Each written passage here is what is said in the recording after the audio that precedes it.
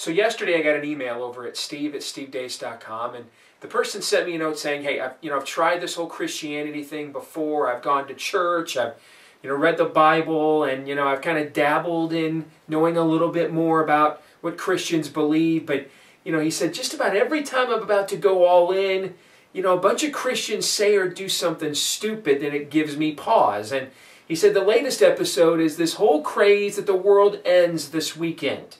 That this guy who's got this Christian family radio network, he's out there saying, hey, no doubt about it, the so-called rapture that a lot of Christians in America believe in is going to take place, and Jesus is going to come back, and all these Christians are going to disappear off the face of the earth, and that it's guaranteed, metaphysical certitude, it's happening this weekend, and people are going Millerites, and they're selling off everything they own, and they're quitting their jobs, and they're no longer doing what they're supposed to be doing.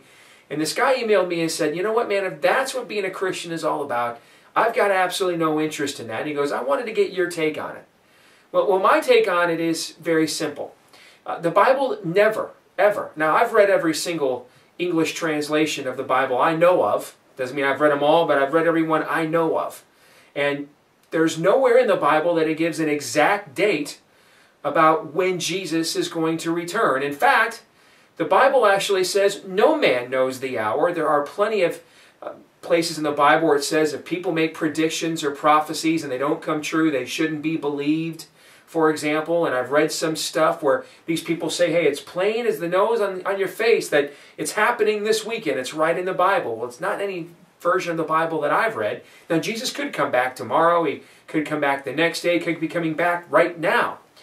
But Christians aren't supposed to just shudder down in anticipation of Jesus' return. Rather, we're supposed to be found occupying until He comes. We're supposed to be found faithful. We're supposed to be found diligent. We are to finish the race. We are to go all the way and live every single day as if today could be the last day. Now think about it if it was your job and your supervisor said to you, hey, you've got a major evaluation. Your job review is tomorrow. Now, you're going to make sure everything you've got to do is done, and you're going to do it maybe 2 or 3 times to make sure it's done perfectly. You're not going to quit. You're not going to just say, hey, I've got nothing better to do. The review is tomorrow. I'm just going to hang out and wait to find out what the supervisor says.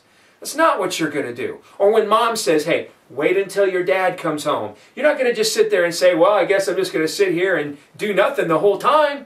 No, you're going to make sure your room's clean, chores are done, you're listening to your mom, saying your prayers, eating your vitamins. That's what you're going to do, because when Dad comes home, man, the ship better be spotless when He gives it an inspection. Similarly, that's how Christians are to view the return of Jesus. Right up until the very last day, we are to be found faithful in doing what it is that God has called us to do. What is that sound? Yeah, I'm trying to do a video. Do you hear that? Is that just me? Somebody playing a... What? Is that a trumpet? Hey, I'm trying to do a video here!